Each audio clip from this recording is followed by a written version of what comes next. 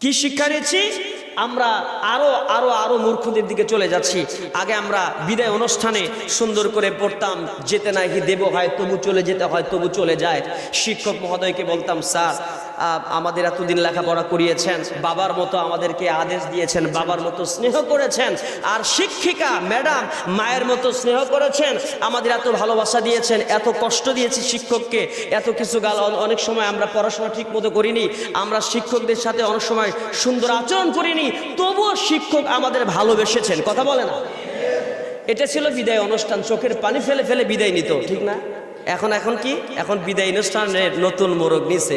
বিদায় দেন বিদায় দেন ম্যাডাম গো, ও ম্যাডাম বিদায় দেন মারে গো সোনার ম্যাডাম, ম্যাডাম গো। আহ কি বিদায় অনুষ্ঠানের সিঁড়ি, চিন্তা করছেন? আমি কি ভুল বললাম না? এটা আছে না নাই? হ্যাঁ, আমি আশ্চর্য হয়ে যাই, এটা কোন ধরনের শিক্ষা ব্যবস্থা যে একটা সিনেমার গান সেটাকে নিয়ে সে খালি লাইনগুলো আলাদা করছে, আলাদা কইরা সেই প্রাচীনকালের অনেক আগের এই গানগুলো শোনা যেত, ঠিক না? সেই গানের ভিতরে কি ছিল? বিদায় রূপবান গো, না রূপবান গো হওয়ার কথা, বিদায় দেন গো স্বামী গো, রূপবান গো যাই হোক, ওই গানটা লাইনটা নকল করে এখন ম্যাডাম গো স্যার গো, কথা কয় না? এটা যদি হয় বিদায় অনুষ্ঠানের সাইজ, শিক্ষকরা যদি গান শেখানোর জন্য সাবজেক্ট তৈরি করেন, তাহলে ওই দেশের মানুষের অধঃপতন হওয়ার জন্য আর তেমন কিছু লাগে না। কোমলমতি ছাত্ররা তারা শিখবে শিক্ষকের মর্যাদা, গুরুজনের মর্যাদা, ম্যাডামের মর্যাদা, তা নিয়ে শিখে।